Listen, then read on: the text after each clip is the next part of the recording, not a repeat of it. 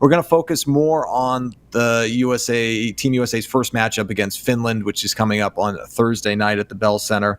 I guess the first question I have for you, Kasey, is just your overall thoughts on Team USA's roster.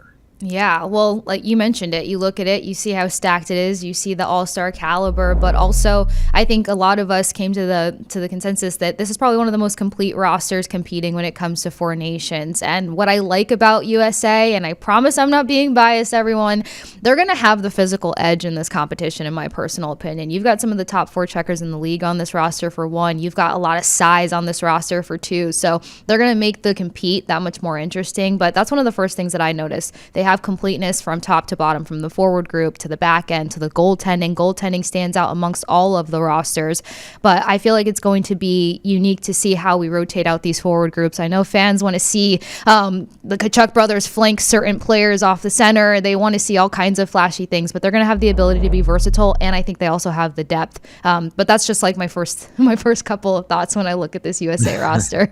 What about you? Absolutely. No, I mean, same thing. I don't think there's any question that goaltending is the strength of this Team USA squad, led by Connor Hellebuck, a couple of Vezinas to his name, probably going to win a third Vezina this year, followed by Jake Ottinger and, of course, Jeremy Swayman. And, you look at the forward group as well. If we could put the forward group back up on the screen so I can have some visuals while I talk. I like to do presentations, but, down the middle, very strong, obviously, with Jack Eichel. He's on pace to have a career year, on track for about 90 points, flanked by Kyle Connor, another 30-goal season for Connor. He's got 7 of them. It's tied for the most in franchise history up in Winnipeg. And then Matthew Tkachuk. I know Bruins fans are very familiar with Mr. Tkachuk's work down in Florida. And then obviously Auston Matthews, who's got some experience, played in the World Cup a few years back, 9 years ago now, flanked by Gensel and Hughes. JT Miller, new surroundings for him, or I guess second tour in New York. Matt Boldy, very talented. Brady Tkachuk. I think at some point we're going to see the Tkachuk brothers together. This is the first time that we've seen them play on the same team since the All-Star game back in 2023. So those two, no question, we'll see them on the ice together. And then Trocheck, excellent in the face-off circle, obviously a great player. Brock Nelson, and I was thinking about, Chris Kreider, he was initially projected to be in this forward group. But he's sort of had a down season. Not to say that we won't see him at some point. Mm-hmm. And then Dylan Larkin, Michigan through and through there. And so that's the forward group. It's the closest in terms of firepower to Team Canada. No question about that. I mean, anytime you make a comparison to the forwards in this tournament, it's going to be to what Team Canada has with McKinnon and Crosby, McDavid and Marchand, Mark Stone, and all those great players, but Team USA, and again, if we want to narrow the conversation a little bit, just sticking with the forward group right now, I mean, that is a solid bunch.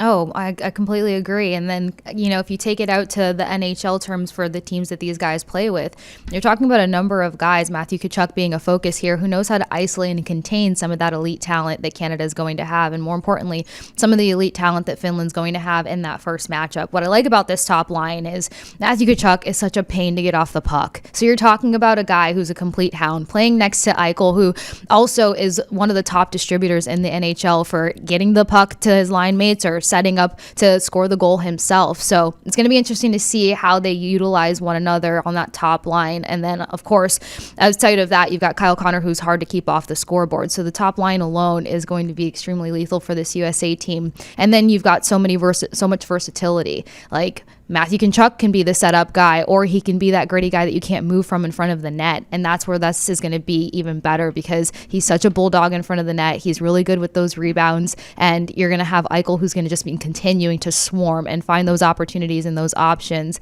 I love that you mentioned the centers down the line, though, because as soon as JT Miller joins the New York Rangers, you've got some chatter out there about them maybe having the best center trio out there. Well, you got Trocheck in the mix, you've got Miller in the mix, and you've got guys who make plays happen, especially when it comes to JT Miller. So that third line, you like them to be physical. You like them to kind of be that ridiculous line to go up against. Brady Tkachuk, JT Miller being on the same line is wild, but Boldy actually is one of the top forecheckers in the league, in my personal opinion, as well. So now you've got this like ridiculous forechecker. You've got JT Miller, and you've got Brady Tkachuk, who, again, physical, has the ability to set up for scoring. So I feel like that's where USA is going to stand out. That physicality, they're going to have to continue to push guys off the puck, and they're going to stand up on their heads on that category. Yeah, and pushing guys off the puck. And again, I hate to keep bringing up Team Canada. I know. But like those guys are going to have the puck on their stick a lot. And that's what you sort of look ahead to. You need the separation. As the tournament goes on. Yeah, no question about that. And, and on the back end, not the best, but a very solid group. Again, we put it back on the screen because I need visuals. We have it available to us, Kasey. So I need Why to do not use it? my PowerPoint presentation as we take a look at Slavin and Fox paired up together. Werenski, one of the best plus minus in the league in terms of defensemen, alongside Charlie McAvoy, won that gold at World Juniors back in 2017. He's got international experience, wearing the 2-5 again internationally. Noah Hannafin, Brock Faber, and you look at this group and you wonder what could have been with Quinn Hughes, right? Like right. that's the shame of it. To suffer that injury right before Four Nations, not to have him on the back end for the U.S. I mean. There are some crazy stats, in Vancouver with him on the ice and with him not on the ice in terms of how much he makes that team better. Well, the same could be said, even though this is the best of the best in terms of the U.S. Still, not having him on the ice is going to hurt. Yeah, big time. And did you see the text that he sent to his brother Jack about when he realized that he's not going to be able to play? I missed it. Oh, it was just like he like apologized to his brother. He's like, "I'm sorry, I really tried," and that broke my heart because I'm like, you can't put yourself in a bad position here. Like Four Nations is going to be tremendous. I think a lot of people are going to hope that they bring it back, but more importantly, like you have a second half of the season to think about. So Jack texted him back and was like, "Don't worry, we've got the Olympics coming up." So it's going to be interesting to see how he tries to honor his brother in this level of play also. But it's going to be interesting seeing as how Quinn Hughes is going to be in the mix. Not too concerned. You got Rantanen in the mix there, and you're talking about a guy who's now contesting as a Norris Trophy candidate. I mean, his numbers have been ridiculous for the Columbus Blue Jackets, for one, and he's leading all defensemen with shots on goal. The theme that kind of concerns me slightly when it comes to USA's roster is the fact that you have, really just about a lot of, if not all, offensive defensemen. So when it comes to some of those big defensive stand-up plays that you're going to need on the back end, that's where we'll see how things go. But then again, you got, potentially Connor Hellebuck behind you most of the time, or Otter or Sway. So you've got guys that can come up with big plays between the pipes. But that was my only concern in terms of everyone jumping in and creating those plays. But you've got great anchors. So Hannafin's a name that I don't think has been talked about enough in terms of being a part of this decor, because you have somebody who has chemistry with Eichel and Matthews, played World Juniors with them in 2015, that is. And I really liked his style of play with Calgary. He came in and was initially pretty impactful right out the gate with the Golden Knights. But then stylistically, he had to change some things up and find a better method to locking down in the D zone and not always jumping in on the plays or getting too far ahead of himself. So I think Hannafin is going to be an interesting one in terms of locking things down. But Werenski and McAvoy together. McAvoy's got the super dad powers now. Is that a real thing? You become a dad and then everything just like comes into tunnel vision differently. Yeah, you should see how strong I am compared to when, before I had my daughter. Yeah, no question about that. But it's funny, with McAvoy finding his scoring touch a little bit since becoming a dad. So Reese Michael, very happy with dad's play since he was born. But you mentioned, the players on the back end for Team USA. I think that's a pretty good transition to get to Finland. Because if we could take a look at their forward lines and D-men and, just to touch on the forward lines real quickly, obviously, Sasha Barkov. Again, I mentioned Matthew Tkachuk and Bruins fans being familiar with him. Well, they are certainly familiar with Sasha Barkov.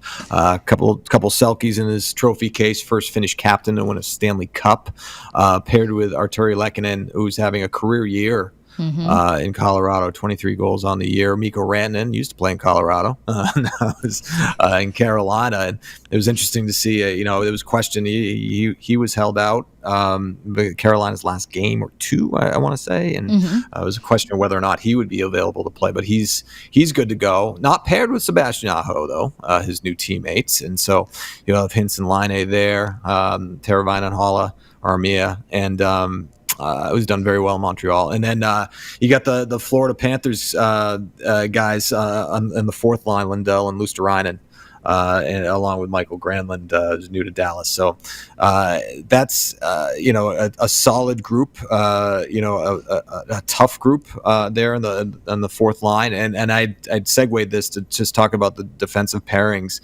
No Heiskanen, obviously. That's a big loss for Dallas. Yanni Hakanpää hasn't played the year, but obviously he's not in the mix. He would have been had he been healthy. But Asa Lindell, outstanding defenseman in Dallas. So this is a tough group right there. So I guess those are my thoughts, Kasey. How about you? Yeah, you mentioned Lindell being a tough case too, but like even Mata, I mean, he comes up pretty big in big moments, and then Mikkola. So I know this roster was hit with injuries so much, but more importantly, I think that they can be sneaky. I know some people are like, you're out of your mind, but I look at the current chemistry of this team and how many of these players are connected within the last like 4 months of play. So you've got Aho and Rantanen currently playing together in Carolina. You got Rantanen and Luukkonen that were just teammates in Colorado, especially playing on the same line pretty consistently. You got Grunland and Hintz now, new teammates down in Dallas, as you mentioned, and then Luosterainen and Lundell. And then Kakko's confidence coming in hot ever since he got out of New York. So you've got some guys that are going to be pests, I think, in an exciting way for this roster. I was hearing some conversation over, I want to say Daily Faceoff, where they were talking about this team probably has the best bottom six out there, or like not talked about enough in terms of what these bottom six guys can do. So when you look at Luosterainen and Lundell, we know what they can do down in Florida. We also know how clutch they are when it comes to those playoff points. So this feels like a playoff caliber. So you're looking at those guys that produce in the postseason that are probably going to come in strong for their teams tonight. My only concern outside of like their defensive core, we named 3 guys that we know are very solid, but then like when it comes between the pipes, their forward group's going to have a tall task in front of them. I think they're going to kind of get pinned in their zone a lot and be stuck coming up strong with a lot of defensive plays out of that top group, more importantly. So Finland's got a lot of talent, but the injuries have hurt, and losing some of those stars that you mentioned beforehand are going to hurt them as well. Yeah, UC Saros is going to have his work cut out for him. Tough year in Nashville. Team really in front of him hadn't been playing well. Not all on him, but tough task for Finland, no doubt.